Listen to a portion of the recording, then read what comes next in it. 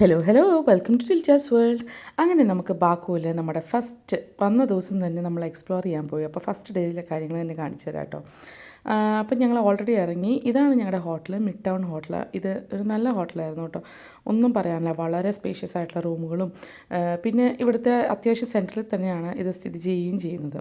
അപ്പോൾ അവിടെ നിന്ന് നടന്നു പോയപ്പോൾ തന്നെ നമ്മളിത് ഈ കണ്ട കെട്ടിടം അത് ഹൈദർ അലിയുടെ ഒരു പാലസാണ്. പുള്ളിക്കാരൻ മരിച്ചു പോയിട്ട് കുറച്ച് വർഷങ്ങളായെങ്കിലും ഇപ്പോൾ എന്താ അവിടെ പരിപാടി എന്ന് അറിഞ്ഞുകൂടാ കേട്ടോ. എനിവേ ഡാഡി അമ്മയൊക്കെ ഉള്ളതുകൊണ്ട് ഞങ്ങൾക്ക് ഇച്ചിരി ഒരു റെസ്റ്റായി. ഇതാണ് അവരുടെ ഫ്രണ്ട് വ്യൂ, ആ പാലസിൻ്റെ, ഹൈദർ അലി പാലസിൻ്റെ. അവിടുന്ന് പുള്ളിക്കാരൻ കണ്ടുകൊണ്ടിരുന്ന വ്യൂ ആണിത്. നല്ലൊരു ഫൗണ്ടനും അങ്ങനെയൊക്കെ. ഇപ്പോൾ ഞങ്ങൾ ഈ പോകുന്നത് അണ്ടർഗ്രൗണ്ട് പാസേജസ് ആണ് കേട്ടോ. അതായത് അവിടെ ബാക്കുവിൽ നമുക്ക് കുറേ സ്ട്രീറ്റ്സ്, നമുക്ക് അങ്ങനെ സീബ്ര ലൈനിങ് ഇല്ല. അപ്പോൾ അതിന് പകരമായിട്ട് നമുക്ക് ആ സ്ട്രീറ്റ് കടക്കാൻ വേണ്ടിയിട്ട് നമ്മൾ അവിടെ അവർ യൂസ് ചെയ്യുന്ന പാസേജസ് ആണ്. അപ്പോൾ ഈ പാസേജസ് ഒത്തിരി പാസേജസ് ഉണ്ട്. അതിൻ്റെ അകത്ത് കുറച്ച് കടകളൊക്കെ ഉണ്ടാകും. ചിലയിടത്ത് ഇങ്ങനെ ഈ പറഞ്ഞ പോലെ തന്നെ പാട്ടുകാരൊക്കെ നിൽപ്പുണ്ടാവും. അപ്പോൾ ഇത് എന്താ പറയുക, നല്ലൊരു കാഴ്ച തന്നെയായിരുന്നു. പാസേജസ് ഭയങ്കര വേറെ പല രാജ്യങ്ങളിലും ഉള്ള പോലെ തന്നെയാണ്. എന്നാലും ഇവിടെ വളരെ ക്ലീനും പിന്നെ ഭയങ്കര ഒരു ഈ പറഞ്ഞ പോലെ ടൈൽസൊക്കെ ഇട്ട് കുറേ കൂടി വൃത്തിയും മെനയൊക്കെ ആയിട്ട് കാണാനിടയായിട്ടോ. അതൊരു വ്യത്യാസം തന്നെയായിട്ടാണ് എനിക്ക് ഫീൽ ചെയ്തത് ഞാൻ കണ്ട രാജ്യങ്ങളിൽ വെച്ചിട്ട്. ഇനിയിപ്പോൾ അടുത്ത് വരുന്ന ഈ ഒരു ബിറ്റിൻ്റെ അകത്താണെങ്കിൽ നിങ്ങൾക്ക് കാണാം, ഇത് വേറെ ഒരു പാസേജിൻ്റെയാണ്. ഇത് കണ്ടോ, നല്ലൊരു ഗ്രീക്ക് സ്റ്റൈല് ഒരു എനിക്കത് വളരെ ഇഷ്ടപ്പെട്ടു. അപ്പോൾ ഞാൻ വിചാരിച്ചത് നിങ്ങളെ കാണിക്കാമെന്ന്. അപ്പോൾ നമ്മളിപ്പോൾ ഇത് മുകളിലോട്ട് നമ്മൾ എസ്കലേറ്റർ കയറി ചെല്ലുമ്പോഴേക്കും നമ്മൾ ഓൾറെഡി സ്ട്രീറ്റ് കടന്നിട്ടുണ്ടാവും. അപ്പോൾ അത്രയും ദൂരം നമ്മളിങ്ങ് പോകുന്നു കാണും കേട്ടോ. ഇവിടെ ചാച്ചയും മോനും കൂടെ ഇരുന്ന് കളിയാണ്. അപ്പോൾ അവിടെ ചെന്ന് ഇറങ്ങി കഴിഞ്ഞപ്പോൾ കിട്ടിയ ഒരു കുറച്ച് വ്യൂവിൽ കുറച്ച് ഫോട്ടോസൊക്കെ എടുത്തതാണ്. ഇനിയിപ്പോൾ നമ്മൾ മുന്നോട്ട് പോകുന്നത് ബുലവാർഡ് എന്ന് പറഞ്ഞ സ്ഥലമാണ്. അത് വേറെ ഒന്നുമല്ല, ഒരു പ്രൊമനേഡ് പോലെയാണ്. അതായത് സീയുടെ സൈഡിൽ നമുക്കിങ്ങനെ കിലോമീറ്റേഴ്സ് ആൻഡ് കിലോമീറ്റേഴ്സ് നമുക്ക് നടന്നു കഴിഞ്ഞാൽ നല്ല നല്ല കാഴ്ചകൾ കാണാം. അപ്പോൾ അവിടെ വെച്ചിട്ടുള്ള ഒരു എന്താ പറയുക, ഇത് ഈ സെറ്റപ്പാണ്. എന്താണ് കറക്റ്റ് സംഭവം എന്ന് എനിക്ക് മനസ്സിലായില്ല. എന്നാൽ പോലും വളരെ ഭംഗിയുണ്ടായിരുന്നു. കുറേ ആളുകളുടെ ഫോട്ടോസാണ്. പിന്നെ ആക്ച്വലി അതിൻ്റെ അകത്ത് ഡിസ്ക്രിപ്ഷനിൽ എഴുതിയിട്ടുണ്ട്. ഇതുപോലെ ഒരു കാക്ടസ് എന്താ പറയുക ഗാർഡനും ഉണ്ടായിരുന്നു. ഇതാണ് മോഡേൺ ബാക്കു സിറ്റിയിൽ നിന്ന് നമ്മൾ ഓൾഡ് സിറ്റി വരെ നമുക്കത് ഫുൾ കാഴ്ചകൾ കാണാം. ഇവിടുത്തെ ആർക്കിടെക്ചർ ഉണ്ടല്ലോ, ഒന്നും പറയാനില്ല മക്കളെ, എനിക്ക് ഒന്നും പറയാനില്ല. ഞാൻ ഭയങ്കര ഒരു വാവ് മൊമെൻ്റാണ് ഇവിടെ വന്നിട്ട്. Actually Baku the city of wind എന്നാണ് അറിയപ്പെടുന്നതെങ്കിലും എനിക്ക് ബാക്കു ദ സിറ്റി ഓഫ് ആർക്കിടെക്ചറാണ് കേട്ടോ. ഈ വാനിൽ കയറിയാണ് ഇനി ഞങ്ങളുടെ ഇന്നത്തെ സഫാരി പോകുന്നത് കേട്ടോ. ഈ വാനിലായിട്ട് വന്നത് എങ്ങനെയാണെന്നല്ലേ, ഞങ്ങളിതേ കാണുന്ന ബിഗ് ബസ് ടൂർ എടുക്കാനായിട്ട് ചെന്ന് കഴിഞ്ഞപ്പം അവിടെ തന്നെ ഒരു ചേട്ടൻ പറഞ്ഞു, നിങ്ങൾക്ക് ഞങ്ങൾ ഈ സെയിം കാശിന് തരാം, ഞങ്ങൾ പ്രൈവറ്റ് ആയിട്ട് കൊണ്ടുപോകാമെന്ന് പറഞ്ഞു. ഓക്കെ ചേട്ടാ എന്നും പറഞ്ഞുകൊണ്ട് ഞങ്ങൾ കയറി ചാടി ചെന്നു. ആ ചേട്ടൻ ഒരു അടിപൊളി ചേട്ടനായിരുന്നു കേട്ടോ, ഒന്നും പറയാനില്ല. ഈ ആർക്കിടെക്ചർ ഇതൊരു ഫ്രഞ്ച് മോഡലിൽ ഉണ്ടാക്കി വെച്ചേക്കുന്ന വീടുകളാണ്. നമുക്ക് ഫ്രഞ്ച് ബാൽക്കണിയും 7 നില അങ്ങനെയൊക്കെ ആയിട്ട്. ഇതൊരു 14 കിലോമീറ്ററോളം പോകുന്ന വഴി, ഫുൾ 14 കിലോമീറ്ററോളം ഇതേ ആർക്കിടെക്ചറാണ്. ആ കാണുന്നത് ഹോട്ടലാണ്. ആ ഹോട്ടലിൻ്റെ സൈഡിലായിട്ട് ഇപ്പോൾ നമ്മളെ കൊണ്ടുപോയിക്കൊണ്ടിരിക്കുന്നത് ലവ് ഗാർഡൻ എന്ന് പറഞ്ഞ സ്ഥലത്തായിട്ടോ. ഈ ചേട്ടനാണ് നമ്മുടെ ടൂർ ഗൈഡ്, അടിപൊളി ചേട്ടനാണ്. പറഞ്ഞു തരാൻ മാത്രമല്ല പുള്ളിക്കാരൻ ഫോട്ടോഗ്രാഫിക്കും പുലി തന്നെ. ഈ ഒരു ദിവസം കഴിഞ്ഞപ്പോഴേക്കുണ്ടല്ലോ ഫോട്ടോ എടുക്കാനുള്ള കൊതി എൻ്റെ തീർത്ത് കിട്ടി. അതുപോലെ ചേട്ടൻ അങ്ങോട്ട് തിരി ഇങ്ങോട്ട് തിരിയെന്നും പറഞ്ഞുകൊണ്ട് പോസ് ചെയ്ത് ഞങ്ങളെ കൊണ്ട് ഫോട്ടോ എടുപ്പിച്ചു. ഇന്ന് ഞങ്ങളുടെ റൊമാൻസ് ഡേ ആയിരുന്നു, കണ്ടില്ലേ, എല്ലായിടത്തും നിർത്തി അങ്ങനെയൊക്കെ ഇങ്ങനെ നിൽക്കി. കുറച്ച് ഫോട്ടോസ് ഞാൻ എൻ്റെ അകത്ത് കാണിച്ചിട്ടുള്ളൂ കേട്ടോ. അപ്പോൾ ഇതാണ് ലവ് ഗാർഡൻ. നല്ല ബ്യൂട്ടിഫുൾ ആയിട്ടുള്ളൊരു സ്ഥലമാണ്. ആളുകൾക്ക് വരാനും നടക്കാനും ഇതുപോലെ ഫിറ്റ്നസ് ചെയ്യാനുള്ള ഒരു സംവിധാനം ഒക്കെ അവിടെ ഉണ്ട് കേട്ടോ. അടിപൊളി സംഭവമാണ്. ഈ ചേട്ടനും കില്ലാടി തന്നെ. ചേട്ടൻ അങ്ങോട്ട് പറയുന്നൊന്നും കേൾക്കില്ലെങ്കിലും ഇങ്ങോട്ട് ഇങ്ങനെ സംസാരിച്ചുകൊണ്ടേയിരിക്കും കേട്ടോ. അടുത്ത് നമ്മൾ ഇവിടുത്തെ ഐക്കോണിക് സ്ഥലത്തായിട്ടാണ് പോകുന്നത്. വേറെ ഒന്നുമല്ല, ഹൈദർ അലി സെൻറ്റർ. ഇതിൻ്റെ ഞാൻ ഓൾറെഡി യൂട്യൂബിൽ ഞാൻ തന്നെ കണ്ടിട്ടുണ്ട്. എനിക്ക് ഭയങ്കര ഇഷ്ടപ്പെട്ട ഒരു എന്താ പറയുക ഒരു ആർക്കിടെക്ചറാണ് കേട്ടോ. ഇത് കണ്ടില്ലേ, ഭയങ്കര യുണീക്കാണ്. ഭയങ്കര കേർവ്സും ട്വിസ്റ്റും ഒക്കെ നിറഞ്ഞ ഒരു ആർക്കിടെക്ചറാണ്. ഇത് ബേസിക്കലി ഒരു മ്യൂസിയമാണ്, 3 നിലയുള്ള ഒരു മ്യൂസിയമാണ് കേട്ടോ. അതിൻ്റെ അകത്ത് റെട്രോ കാർസും പിന്നെ ഇങ്ങനെ പിനോക്കിയോ കുറച്ച് കാർട്ടൂൺ അങ്ങനെ എന്തൊക്കെയാണ്. നമ്മൾ കയറിയില്ല എന്ന് പറയാൻ കാരണം നമുക്ക് ടൈം കിട്ടിയില്ല. ഒരു രാവിലെ 10 മണിക്ക് വന്നാൽ തന്നെ ഒരു 12 മണി 1 മണി ആകുമ്പോഴേ നമുക്ക് അതിനകത്ത് നിന്ന് ഇറങ്ങാൻ പറ്റുള്ളൂ. ഇതിപ്പോൾ സമയം ഓൾറെഡി 4 മണിയായിരുന്നു. കണ്ടില്ലേ, ഈ ട്വിസ്റ്റഡ് സംഭവം കണ്ടില്ലേ, എന്ത് രസമല്ലേ, ഇങ്ങനെ പണിതെടുത്തു എന്നുള്ളതാണ്. ആൻഡ് അതിന് ചുറ്റും അവിടെ നിന്ന് നോക്കിക്കഴിഞ്ഞാലുള്ള വ്യൂവും ഒരു അമേസിങ് വ്യൂ ആയിരുന്നു. എഗെയിൻ നമ്മുടെ ബാലി ചേട്ടൻ്റെ കുറേ കഴിവുകളൊക്കെ തെളിയിച്ച് കണ്ടില്ലേ, ചേട്ടൻ എടുത്തു തന്ന കുറേ ഫോട്ടോസാണ്. അങ്ങനെ നിൽക്കുക ഇങ്ങനെ നിൽക്കുന്നൊക്കെ പറഞ്ഞുകൊണ്ട്. ഇത് അവിടുത്തെ ഓപ്പറ ഹോളാണ് കേട്ടോ. 3000 to 4000 ആളുകൾക്ക് ഇരിക്കാനുള്ള കപ്പാസിറ്റിയാണ്. ഞാൻ ഒന്നുകൂടെയും കാണിച്ചു തരാം. ഈ വരുന്നതാണ് ഓപ്പറ ഹോൾ. വലിയ വലിയ മ്യൂസീഷ്യൻസൊക്കെ വന്ന് അവിടെ ഇത് കോൺസെർട്ടൊക്കെ നടത്തുന്നതെന്നാണ് ആ ചേട്ടൻ പറയാനിടയായത്. അങ്ങനെ ഞങ്ങൾ ഇവിടുത്തെ കാഴ്ചകളൊക്കെ കണ്ട് ഇനി നമ്മൾ അടുത്ത സ്ഥലത്തോട്ട് പോയി. ഇത് കണ്ടു, എന്ത് അമേസിങ് ആണല്ലേ. ഒരു കൊച്ചു ദുബായ് പോലെ എനിക്ക് ഫീൽ ചെയ്തു. എന്ത് ബ്യൂട്ടിഫുൾ ആണെന്നറിയാവോ. അവർ പണിത് വെച്ച് എനിക്കറിയില്ല ഇതെങ്ങനെ പണിതായത് പോലും എനിക്ക് അറിഞ്ഞൂടാ. പിന്നെ ഏറ്റവും വലിയൊരു ഫൺ ഫാക്ടർ എന്ന് പറയുന്നത് ബാക്കുവിൽ ഏറ്റവും കൂടുതൽ ഇന്ത്യൻസ് ആയിരുന്നു കേട്ടോ, ടൂറിസ്റ്റുകൾ. അത് പറയാതിരിക്കാൻ മേല, ഇന്ത്യൻസ് മാത്രമേ ഉണ്ടായിരുന്നുള്ളൂ, വേറെ ആരും കണ്ടേയില്ല. ഭയങ്കര ഒരു ഇതായിരുന്നു. എനിവേ അടുത്ത് ഞങ്ങൾ പോകുന്നത് ഫെയർമൗണ്ട് ഹോട്ടലിലായിട്ടാണ് കേട്ടോ. ഇവിടുത്തെ ഒരു പ്രത്യേകത എന്ന് പറഞ്ഞാൽ ലോകത്തിലെ ഏറ്റവും വില കൂടിയ വില കൂടിയ പിയാനോ ആണ് ഇത്. ഇതിന് വില 500,000, അതായത് US ഡോളേഴ്സാണ്. അത് $500,000 ആണ് ഇതിന്. അതുകൊണ്ട് തന്നെ ഇത് കളിക്കുന്നത്, അതായത് ഇത് പിയാനോ വായിക്കുന്നത് വളരെ സ്പെഷ്യലായിട്ടുള്ള ആളുകൾ തന്നെയാണ്. ഇതാണ് Fairmont hotel. One of the expensive hotels ആണെന്നാണ് ആ ചേട്ടൻ പറഞ്ഞത്. അടിപൊളിയായിരുന്നു കേട്ടോ, സൂപ്പറായിരുന്നു. അത് കഴിഞ്ഞ് നമ്മൾ അവിടെ നിന്ന് പോകുന്നത് കുറച്ച് നടക്കുമ്പോൾ തന്നെ ഈ കാണുന്നതാണ് ഫ്ലെയിം ടവേഴ്സ് കേട്ടോ. ഫ്ലെയിം ടവേഴ്സ് പേര് വരാനൊരു കാരണമുണ്ട്, അത് പിന്നെ കാണിച്ചു തരാം. ഇതാണ് ബാക്കുവിലെ പാർലമെൻറ്റ്. അവിടുന്ന് പിന്നെ നമുക്ക് നോക്കി ഈ ഒരു പോയിന്റിൽ നോക്കി കുറേ കാര്യങ്ങൾ കാണാം. അതൊരു എന്താ പറയുക, മെമ്മറി സ്ട്രീറ്റാണ്, മെമ്മറി ലൈനാണ്. അതിലിട്ട് ഞാൻ പിന്നെ ഡീറ്റെയിൽ ആയിട്ട് കാണിച്ചു തരാം. ഇത് അവിടുത്തെ ഒരു മോസ്കാണ്. ഇത് ആ വ്യൂവേഴ്സ് കണ്ട കാര്യങ്ങളൊക്കെ വെച്ചിട്ടൊന്ന് ഞാൻ ഫോട്ടോ എടുത്തതാണ്. ഈ മരത്തിൻ്റെ പ്രത്യേകത 100 വയസ്സുണ്ട് ഈ മരത്തിന് കേട്ടോ. ഈ മരത്തിൻ്റെ അടുത്ത് നിന്ന് ഞങ്ങൾ 2-3 ഫോട്ടോസൊക്കെ എടുത്തിട്ട് മുന്നോട്ട് പിന്നെ പോയത് അടിപൊളി സ്പെക്ടാക്കുലർ കാഴ്ച കാണാനാണ്. കണ്ടോ, അപ്പോൾ ഫ്ലെയിംസിൻ്റെ ഒരു ഇത് കണ്ടോ, ഫ്ലെയിംസ് ടവേഴ്സ് എന്ന് വരാൻ കാരണം അതുപോലത്തെ 3 ടവേഴ്സ് ഉണ്ട്. അപ്പോൾ അങ്ങനെ ഫ്ലെയിമായിട്ട് നിൽക്കും.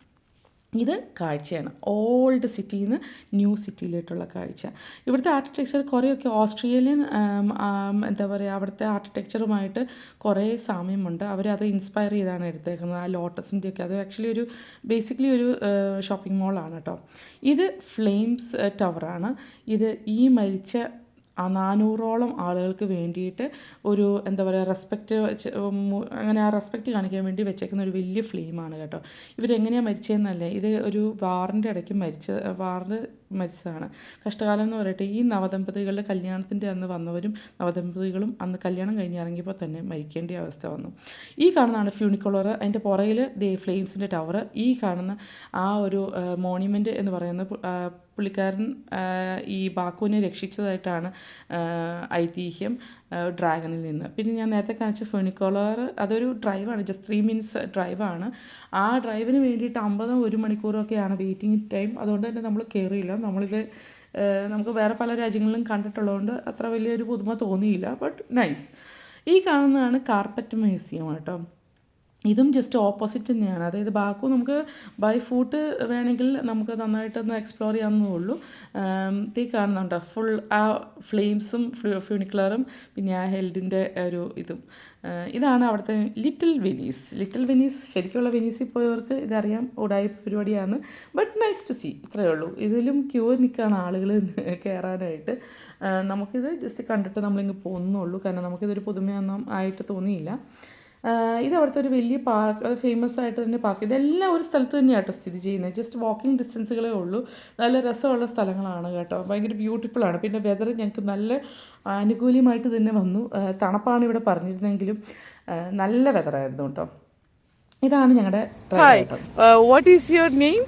My name is Vale. So it was a fantastic tour. You showed us everything, you explained Thank everything. you. Always Indian people, my mother, father, brother, sister, who is coming in Azerbaijan, welcome. Always historical is in Indian, Azerbaijan insurance was always. Yes. Thank you. What is the name of your company if someone wants to come? My company, Baku City Tours, and company from Hilton's. From Hilton's. Yes. And you have a telephone number if someone can. I have WhatsApp numbers. My brother know my WhatsApp. Who is coming? Welcome. My WhatsApp 24 hours working. Okay. I come Airways Airport. I rent apartments flat. I rent for 2, 3, 4, 5 rooms. And you need tours from outside. Absheron, Gobustan, Baku City tours. And go village, Gabala, Guba, Shagdak, always welcome. Okay, superb. Thank you so much. Thank you so much. Thank Bye, you. bye. Love you. Bye. So ഞങ്ങളിപ്പോൾ ഒരു city ടൂറിൻ്റെ അവസാനത്തിലായിട്ട് എത്തിയിരിക്കുകയാണ് കേട്ടോ. നാളെ ഞങ്ങൾ വേറൊരു trip outer of Baku ആണ് ഞങ്ങൾ plan ചെയ്തേക്കുന്നത്. ഇപ്പം ഞങ്ങൾ ബാക്കു സിറ്റിയാണ് കവർ ചെയ്തത്. ഈ ചേട്ടൻ സൂപ്പറായിട്ട് ചെയ്തു, ഒന്നും പറയാനില്ല. ഈ ചേട്ടൻ കൊണ്ടുപോയില്ലെങ്കിൽ ഞങ്ങൾ പല സാധനങ്ങളും കാണത്തില്ല. ഹൈദരലി മ്യൂസിയത്തിൽ നമ്മൾ പോയില്ല, ബിക്കോസ് അതിൻ്റെ ഉള്ളിൽ കയറി നടക്കാൻ 3 മണിക്കൂർ വേണം. അപ്പം ഇന്നിപ്പോൾ നമ്മൾ വന്നതല്ലേ ഉള്ളൂ, അപ്പോൾ അതൊന്ന് നല്ല ടയേർഡാണ് ഞങ്ങളെല്ലാവരും. ഞങ്ങളിപ്പോഴേ ഓൾറെഡി ടയേർഡായി. ചേട്ടൻ ഇനിയും സാധനങ്ങൾ കാണിക്കണം എന്ന് ആഗ്രഹമുണ്ട്.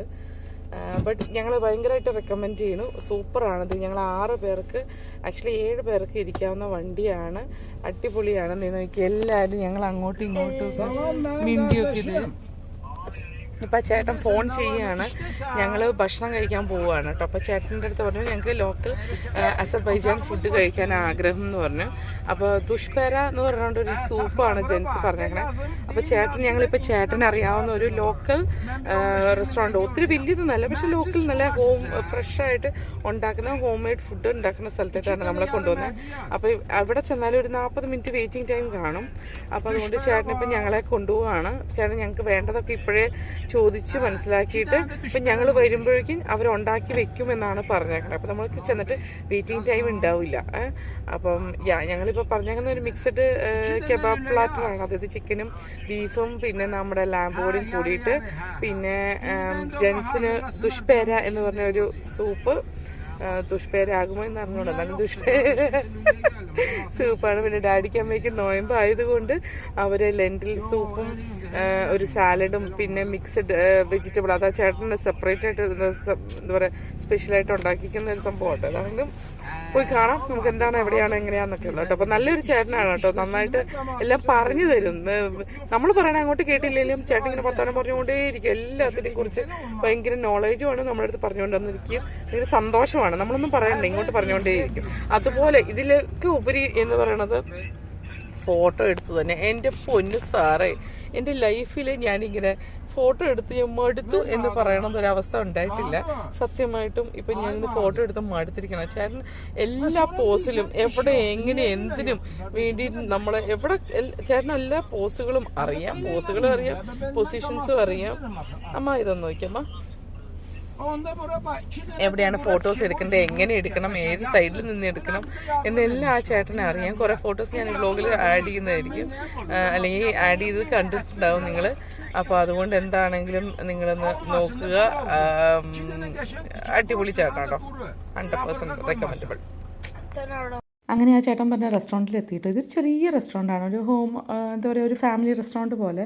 നമ്മളെ അവർ ഭയങ്കര സംഭവമായിട്ട് കണക്കാക്കിയത് കൊണ്ടാണെന്ന് തോന്നുന്നു നമ്മളെ അവിടുത്തെ VIP റൂമിലേക്ക് കൊണ്ട് ചെന്നു. നമ്മുടെ ഒരു എന്താ പറയുക നമ്മുടെ വീട്ടിൽ ചെന്നിട്ട് ഡൈനിങ് റൂമിൽ കയറുന്ന ഒരു അവസ്ഥയായിരുന്നു.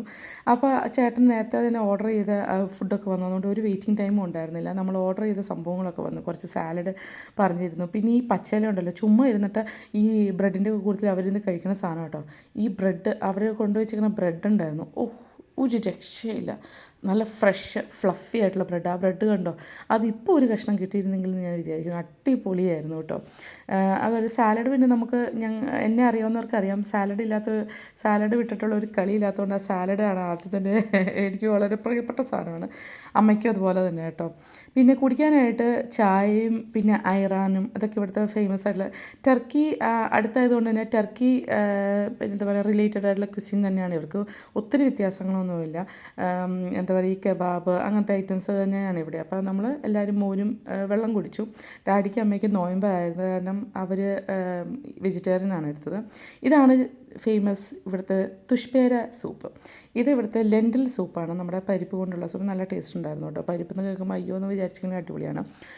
ആ ചേട്ടനും ദുഷ്പേര എന്ന് പറഞ്ഞ സാധനമാണ് എടുത്തത് സൂപ്പ്. ആ ചേട്ടൻ ഒഴിക്കുന്നത് ചൊറുക്ക, നാട്ടിലെ വിനാഗിരിയാണെന്ന് തോന്നുന്നു, അത് ഒഴിക്കുന്നത്. ഇതിൻ്റെ അകത്തെന്ന് പറഞ്ഞു കഴിഞ്ഞാൽ ചെറിയ ചെറിയ ഡംപ്ലിങ്സ് പോലത്തെ സാധനമാണ് കേട്ടോ ഈ ദുഷ്പേര എന്ന് പറഞ്ഞ സൂപ്പിൻ്റെ അകത്ത്. അതിൻ്റെ അകത്ത് നിന്നിട്ട് മീൻസ് നമ്മൾ ചെറിയ ഇപ്പോൾ സ്വിസ്സിലൊക്കെ ഉള്ളവർക്കാണെങ്കിൽ റവിയോളി എന്ന് പറഞ്ഞ സാധനം അറിയാവുന്നവർക്ക് അറിയാം. അതിൻ്റെ അകത്ത് ചെറിയ ഇറച്ചി ഇങ്ങനെ ഫില്ലിങ്സ് വെച്ചിട്ടുള്ളതാണ്. വലിയ കുഴപ്പമില്ലായിരുന്നു എന്നാണ് ജെൻസ് പറഞ്ഞത്. ലാമ്പിൻ്റെ ഫില്ലിങ് ആയതുകൊണ്ട് ഞാൻ കഴിക്കാൻ നിന്നില്ല. പക്ഷേ ഞാൻ സൂപ്പൊന്ന് ടേസ്റ്റ് ചെയ്തു. വലിയ കുഴപ്പം ഇല്ല. കുറേ മല്ലിയിലയൊക്കെ ഇട്ട് അങ്ങനത്തെ ഒരു ടേസ്റ്റ് ആയിരുന്നു കേട്ടോ. പിന്നെ ഞങ്ങൾ മറ്റേ ഫ്രൈസ് പിള്ളേർക്ക് ജസ്റ്റ്, പക്ഷേ അവിടുത്തെ ഹോം മെയ്ഡ് ഫ്രൈസ് ആയിരുന്നു കേട്ടോ, സാധാ കിട്ടുന്ന ഫ്രൈസ് അല്ല. പിന്നെ നമ്മളൊരു ഇറച്ചി പ്ലാറ്ററാണ് മേടിച്ചത്. ഇത്രയും മേടിച്ചുള്ളൂ. ഡാഡിക്ക് അമ്മയ്ക്ക് നോയമ്പായതുകൊണ്ട്. ഇത് പക്ഷേ ഞങ്ങൾക്ക് തിന്ന് തീർക്കാൻ പറ്റിയില്ല. എന്നെ അറിയാവുന്നവർക്ക് അറിയാം, ഞാൻ ചിക്കനേ കഴിക്കത്തേ ഉള്ളൂ. ബീഫ് കൂടി വന്നാൽ കഴിക്കും, പക്ഷേ എനിക്ക് ലാമ്പ് ഇഷ്ടമല്ല. അപ്പോൾ അങ്ങനെ നല്ലതായിരുന്നു, ഫുഡ് അടിപൊളിയായിരുന്നു, ഒന്നും പറയാനില്ല. അങ്ങനെ ഹോട്ടലായിട്ട് വന്ന് കഴിഞ്ഞപ്പോഴേക്കും അവർ കോംപ്ലിമെൻ്ററി ആയിട്ട് ബക്ലാവയും അവരുടെ സ്വീറ്റും ഫ്രൂട്ട്സും വൈനും എല്ലാം കൂടിയും കയറ്റി വെച്ചിരുന്നു കേട്ടോ.